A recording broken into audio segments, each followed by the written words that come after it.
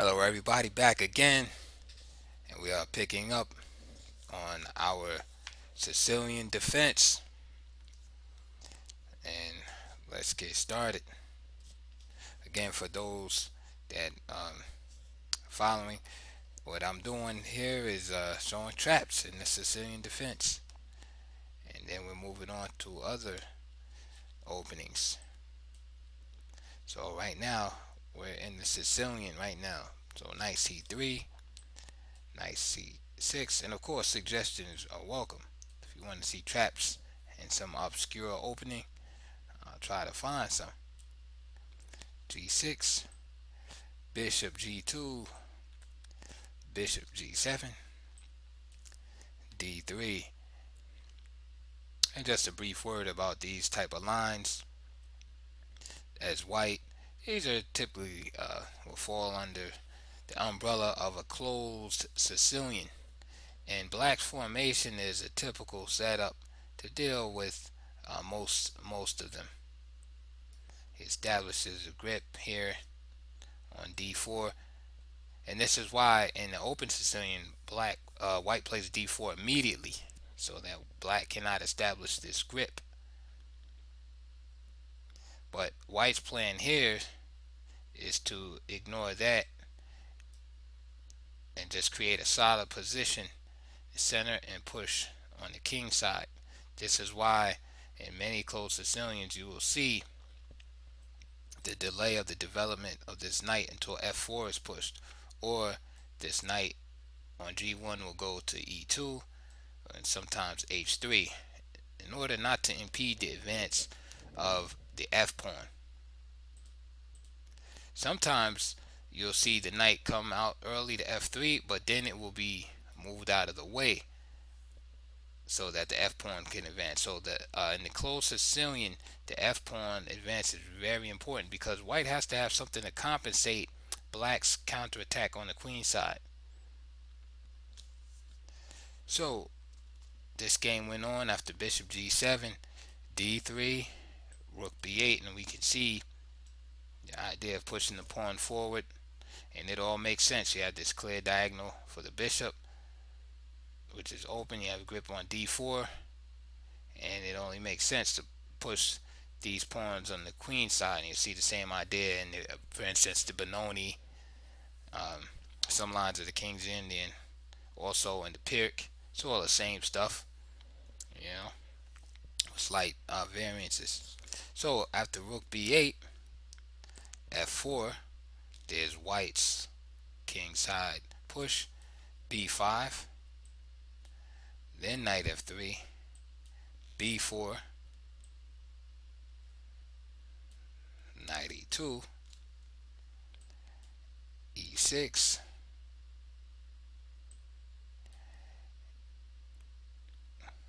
a3,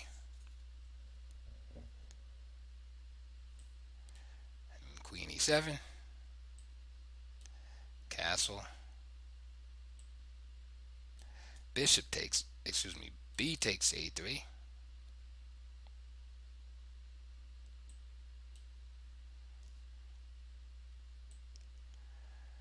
rook takes a3. Of course,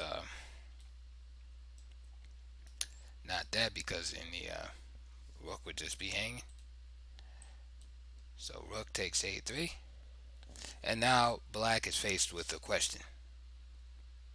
He's been structuring his whole game around queenside counterplay, and finally he is being offered a pawn, a result of his hard work. The question to the audience is, can black take this pawn safely? If you want, you can pause the video here. All right.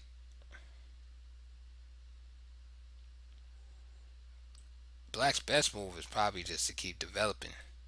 Play a move like knight h6, not impeding the path of the bishop,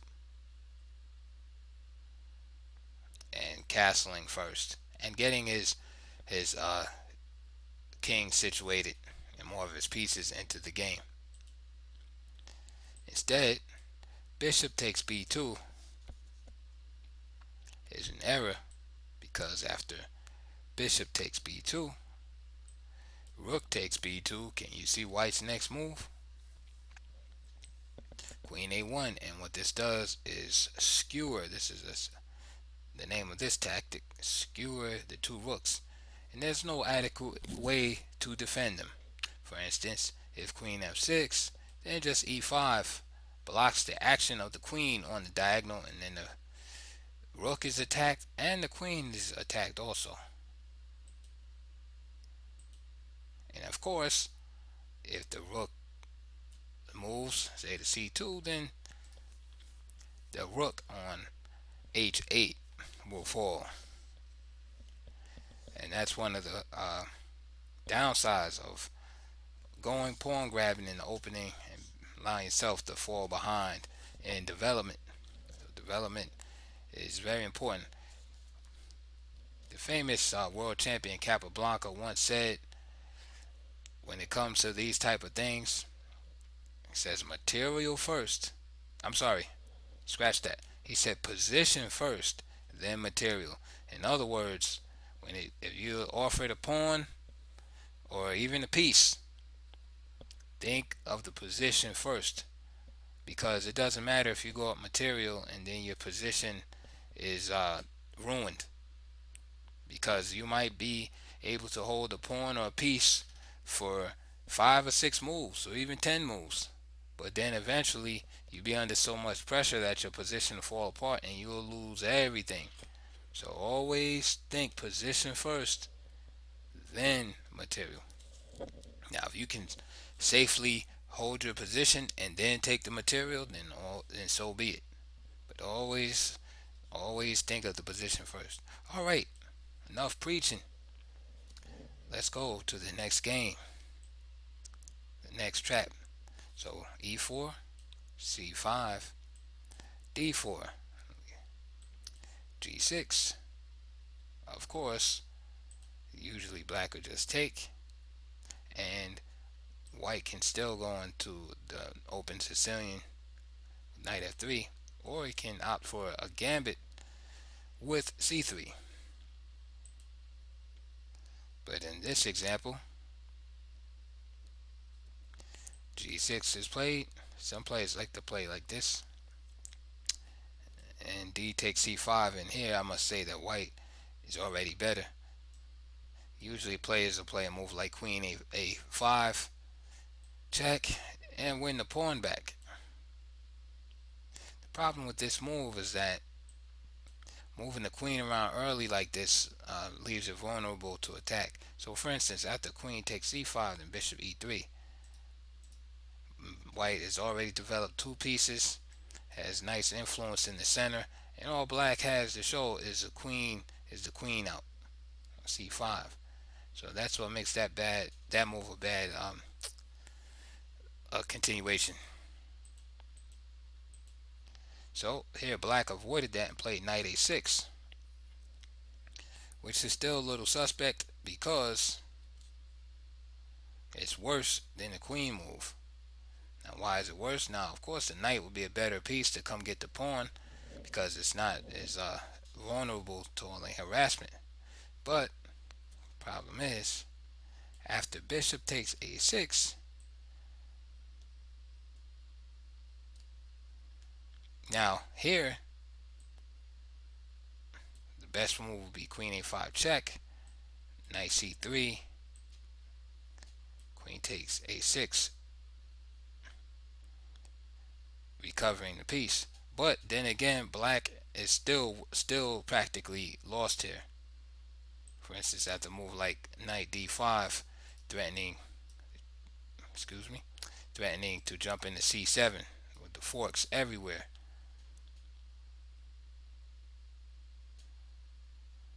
It's really difficult to defend against that. But that was black's best option. Instead, after b takes a6, can you see what white's winning continuation is? Okay, it's queen d5. One of the keys to finding these moves is always look for unprotected pieces. That's like your first your first signals that you should be looking for. Always look for pieces that's like unprotected. As you can see, there's nothing guarding this rook, and there's nothing guarding this rook here, right? These are features of the position, and this is the nature of a combination, folks. Combination, the root of the word combination is combine. What is combine? Combine means to put one or more, two or more things together.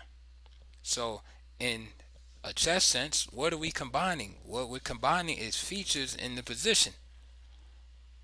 So for instance, we have this one feature here where this rook on a8 is unprotected, and we have another feature where the rook on h8 is unprotected.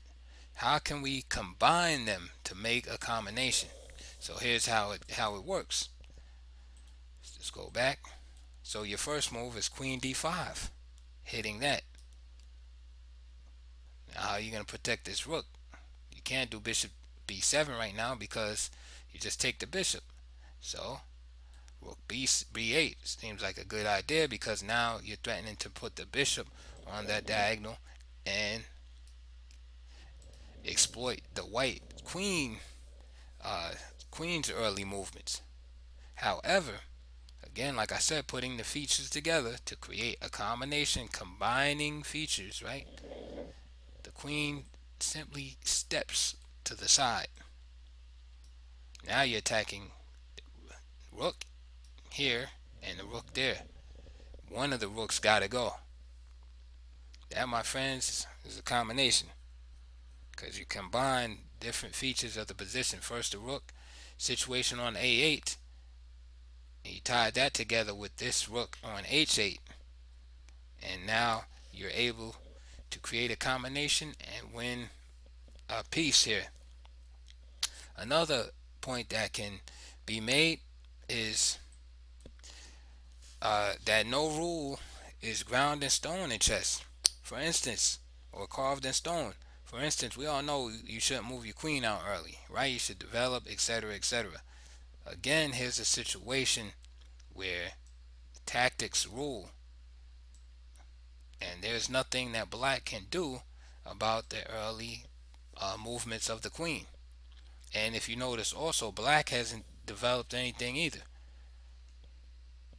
This is what makes it okay. So the basic idea is that if it works, play it. So just know that it has to be tactically sound, whatever you do. All right, let's go to the next one.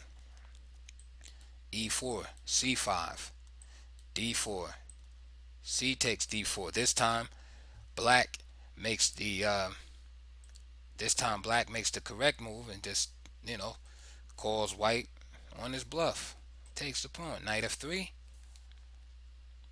And now many of you are used to seeing this move, c3, which leads to a Smith-Morra gambit. But knight f3 is playable also, and normally will just transpose into open Sicilian lines here. But for our purposes, we play the move e5. Now what's the idea behind e5? Well, as you can see, it solidifies this pawn. That's great. And it takes a foothold in the center. So those are two great ideas. But is it tactically sound? Well, let's see what happened. In this game, knight takes e5 was played. Just winning the pawn, right? Nope. Remember the dark square diagonal in the Sicilian.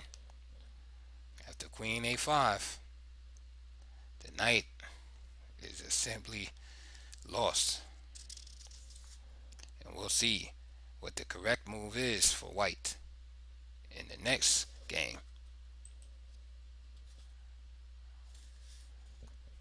Okay, so after e4, c5, d4, back again, c takes d4, knight f3, e5. Let's assume that black is the same player, and he's, 2 rounds later, he has the black pieces again, and he's going to try this on a different opponent. c3, that's the move you want to play right there. Because this move, e5, is a positional error.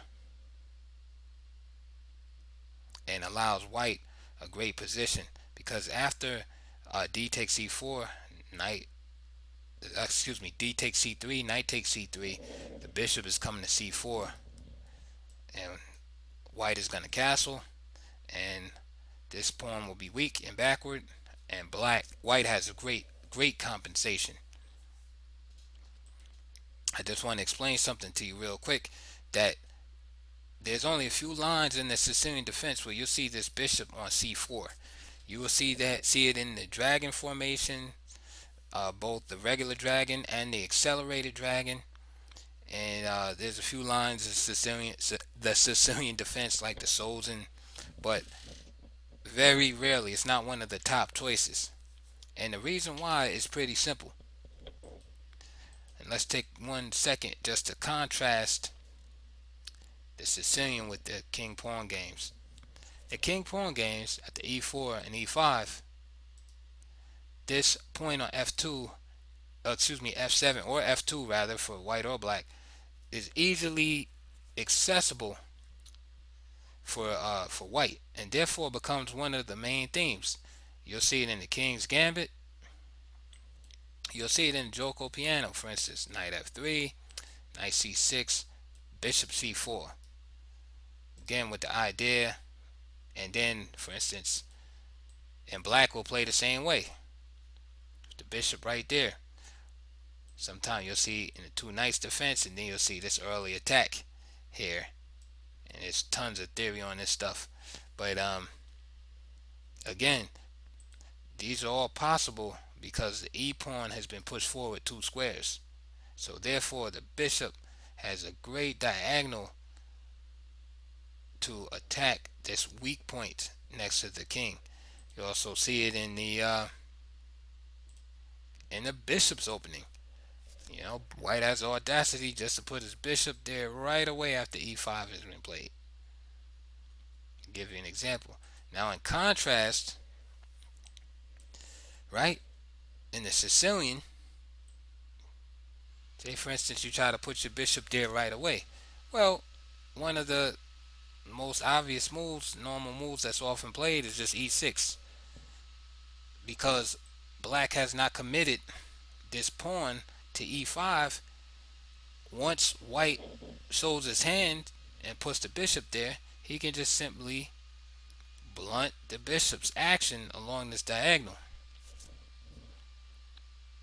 And then eventually he winds up playing, moves like a6. Let's just make up some moves. Knight f3.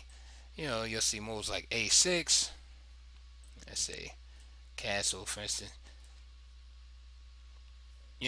Moves like that, b5, hitting the bishop. And the bishop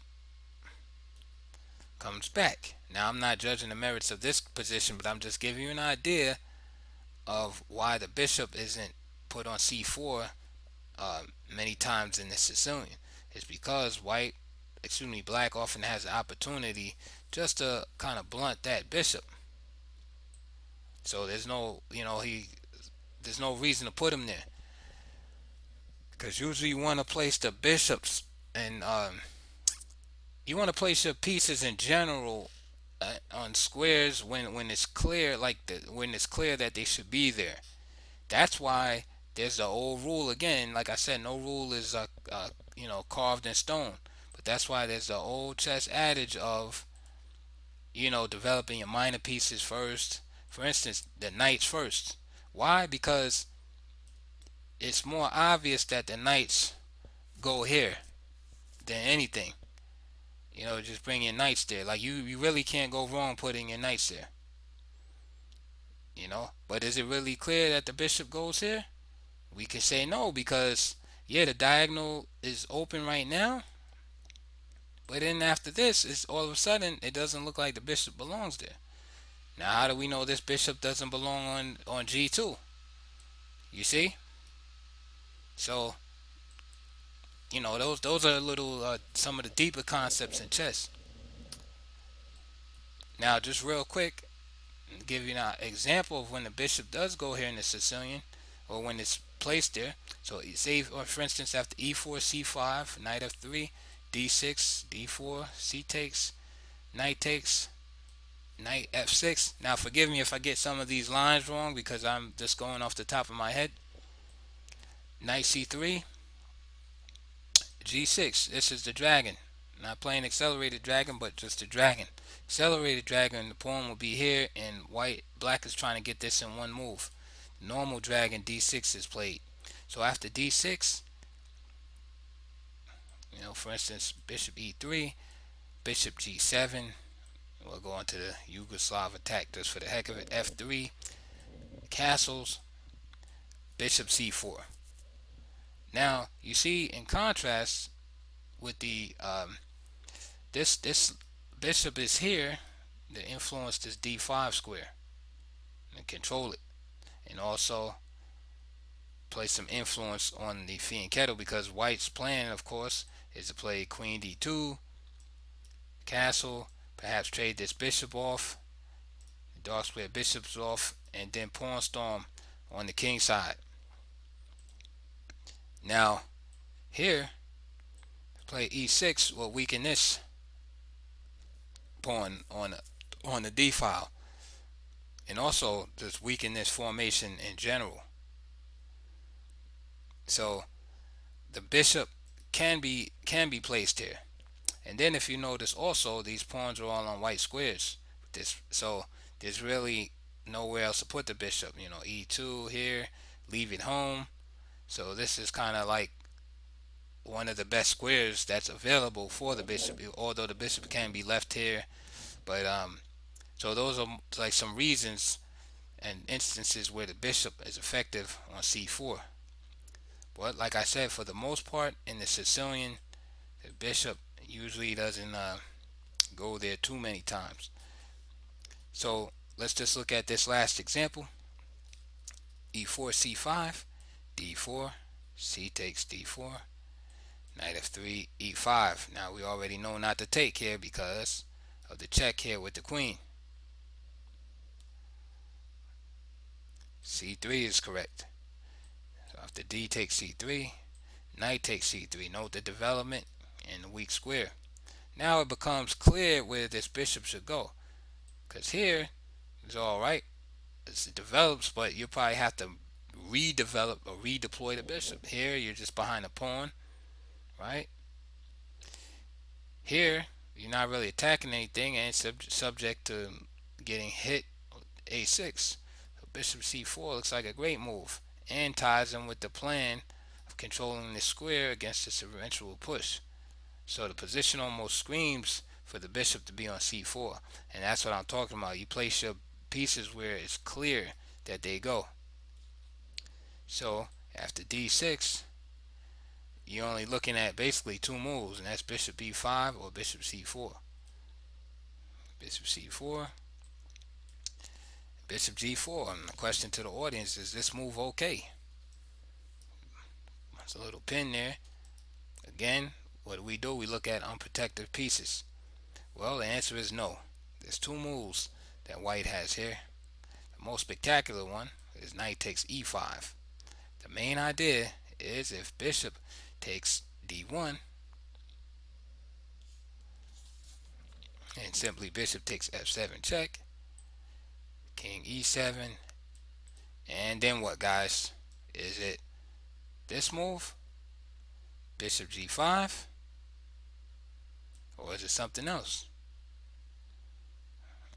You can pause it if you want, but just simply knight d5 mate. Bishop g5 can be played with check, but it's unnecessary because after knight f6, knight d5 is mate. So in other words, bishop g5 is playable but redundant. And the other move that can be played instead of knight takes e5 is just simply bishop takes f7. And after king takes f7, then what, guys? Is it knight g5? Check. Is that the move? Or knight takes e5? Which one would you play? Well, after knight g5, which is a natural looking move, let's queen takes g5, and now just even up everything right away. So you don't want to do that. Even after queen b3 check, because bishop e6, and then basically you kind of just trade in pieces. And you say, I can still win the queen. No, you can't, because after that, queen e7. Queen takes a8. Knight d8. Excuse me, knight d7. And you got a game here. Even though uh, the queen has won a rook, uh, the queen is run. White has won a rook in the corner. Black is white has used a lot of time, and black has a decent position. And that's not what we're trying to do. We're trying to put position first, material second. So not knight not knight g5 there, but knight takes e5 check. This is pinned. If he takes, this queen takes queen. So we can't take. So after king, move the king somewhere after king e8. Simply knight takes g5. And black is just winning here. Okay, so that's all for that video. If you like, please subscribe, leave your comments and suggestions. About openings, any kind of questions, I'll try to answer. Study methods. If you want to learn how to, get better, like I said, I can't promise you, that you'll be grandmaster or international master, but I think people that like follow me, I could get them, if they follow the methods, they can study and stuff like that. They could get up to 2,000, 2,000, 2,100, and if somebody's real young, they probably could go farther than that because like I know the path, and what it takes and what not to do. That's really what's important is what not, knowing what not to do, you know. But anyway, like I hope you enjoyed this video. Please like and subscribe, and we'll see you on the next one. There's a lot of little traps in the Sicilian, and hopefully it filters into your game.